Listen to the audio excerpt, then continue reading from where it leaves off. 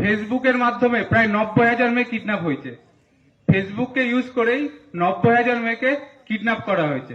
তো যেসব মেয়ে বা ছেলেরা আছে তাদেরকে বলবো, বাইরে থেকে কোনো অজানা কেউ যদি ফ্রেন্ড রিকোয়েস্ট পাঠায়, কেউ কোনো রকম ভাবে সেটাকে একসেপ্ট করবে না।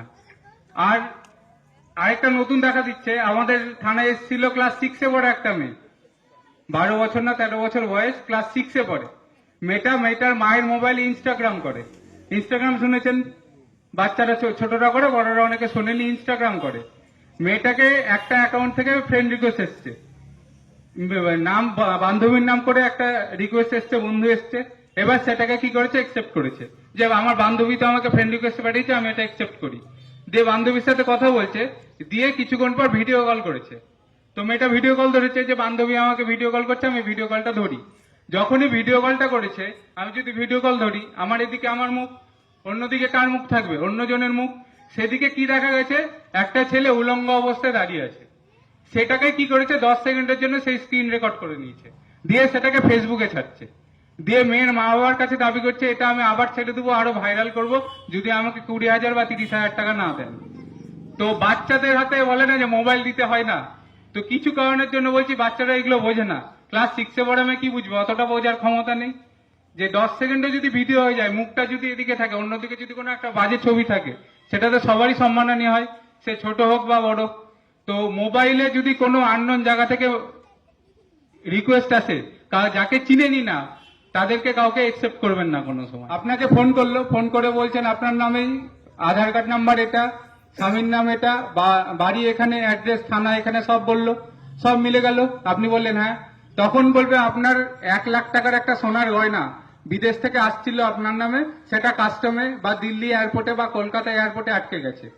তখন আপনি ভাববেন বা একটা সোনার গয়না পাওয়া যাবে, বা একটা 5 লাখ টাকার কোনো গিফট পাওয়া যাবে, খুশি হয়ে গেলেন। দিয়ে বললেন ঠিক আছে নিব, আমি কি করব? বলবে যে কাস্টমে আটকে গেছে, কাস্টমের টাকা চাইছে, 10,000 টাকা বা 15,000 বা 20,000 টাকা চাইছে। তো সেই টাকাটা আপনি আমাকে পাঠিয়ে দেন, ব্যাংক অ্যাকাউন্ট ডিটেলস দিল, পাঠিয়ে দিল। আপনি কি করলেন, একটা সোনার হার বা 2 লাখ টাকা বা 5 লাখ টাকার জন্য কি করলেন, 10,000 টাকা পাঠিয়ে দিলেন। আবার কিছুক্ষণ পরে ফোন করে বলবে রাস্তায় আসছিল, ট্রাফিকে আটকেছে, রাস্তায় আসছিল, সিআইডি আটকেছে, এরকম চলতেই থাকবে। এরকম করে করে রানীনগরের একজন মহিলা টোটাল লোন করে, বন্ধন থেকে লোন করে, বিভিন্ন জায়গা থেকে লোন করে টোটাল 7 লাখ টাকা দিয়েছেন। ঠিক আছে, 7 লাখ, 7 লাখ, 7 লাখ টাকা দেওয়ার পরে আবার চাইছে 1 লাখ টাকা, যে আপনার বাড়ির কাছে আছে, রাস্তায় আটকে গেছে, এবার আপনি এই টাকাটা দিন, আপনার বাড়িতে পৌঁছে যাবে। তারপরে মহিলা আর বাড়িতে গয়না পৌঁছানি, মহিলা কোথায় গেছে, আমাদের বহরমপুর সাইবার থানায় গেছে। তো যখনই কোনো সাইবার প্রতারণা হবে, একটা নাম্বার অবশ্যই মনে রাখবেন, যেটা এখানে লেখা আছে দেখুন, 1930, 1930। কি নাম্বারটা বললাম, 1930। এই নাম্বারটা সকলে মনে রাখবেন, 1930। যখনই দেখবেন আপনি কোনো সাইবার প্রতারণার ফাঁদে পা পড়েছেন, তখনই কি করবেন, 1930 নাম্বারে ফোন করবেন, আর লোকাল থানায় যাবেন, একটা জিডি করবে, বা লোকাল থানা আপনাকে বলে দিবে কি কাজ করতে হবে। কারণ এখান থেকে বহরমপুর সাইবার ক্রাইম থানা অনেকটা দূর, 1.5 ঘন্টা 2 ঘন্টা লেগে যায়। তো যে তার আগে যদি কমপ্লেনটা করে নেন, যদি আপনার সাইবার ফ্রড হয়, 1,000 টাকা, 2,000 টাকা, 50,000 বা 1 লাখ টাকা চলে গেছে, আপনি সঙ্গে সঙ্গে কি করবেন, 1930-এ ফোন করবেন, না লোকাল থানায় যোগাযোগ করবেন। কারণ যত তাড়াতাড়ি 1 ঘন্টার মধ্যে কমপ্লেন করতে পারলে আপনার টাকা আটকে থাকবে। যদি 2 ঘন্টা, 3 ঘন্টা, 4 ঘন্টা হয়, টাকা কিন্তু বেরিয়ে যাবে। সেই জন্য বলছি সাইবার থানা যাওয়ার আগে একবার লোকাল থানায় যোগাযোগ করবেন, আর 1930-এ একটা ফোন করবেন। তাহলে যতটা সম্ভব 1 ঘন্টা, আধা ঘন্টার মধ্যে কমপ্লেন করতে পারলে টাকাটা কি হবে, আটকে যাবে। আরেকটা নতুন টপিক এখন খুব চলছে, গোটা ইন্ডিয়া জুড়ে চলছে, ফোনে কথা বলতে গেলেও দেখবেন ফোনে কিছুক্ষণ ধরে বলছে, সেটা কি ডিজিটাল অ্যারেস্ট। নাম শুনেছেন? এবার ডিজিটাল অ্যারেস্ট এটা মেনলি হচ্ছে কোথায়, মেন টাউনে যেখানে ওই কোটিপতি, প্রচুর পয়সাওয়ালা বিজনেসম্যান বড় বড় হচ্ছে, তাদেরকে এটা হচ্ছে। আমারই নিজেরই একটা কেস আছে বহরমপুর সাইবার থানায়। একজন স্কুল টিচার রিটায়ার্ড হয়েছে জাস্ট, ওনাকে ফোন করেছে, ফোন করে বলছে আপনার আধার নাম্বার এটা, আপনার ফোন নাম্বার এটা, আপনার 15টা ব্যাংক অ্যাকাউন্ট আছে। বলেছে হ্যাঁ, ওই ব্যক্তির 15টা ব্যাংক অ্যাকাউন্ট আছে। উনি আমাকে লিস্ট এনে দেখাচ্ছেন যে ওনার 15টা ব্যাংক অ্যাকাউন্ট। আমি লোককে জিজ্ঞেস করছি এত ব্যাংক অ্যাকাউন্ট কি করার কারণে। এবার ফোন করে বলছেন আমি দিল্লি সাইবার ক্রাইম থেকে বলছি, আপনার যে 15টা অ্যাকাউন্ট আছে এগুলো তো সব ব্ল্যাক মানি আছে। 15টা অ্যাকাউন্টে প্রায় 1.5 কোটি টাকা ছিল ওই লোকের।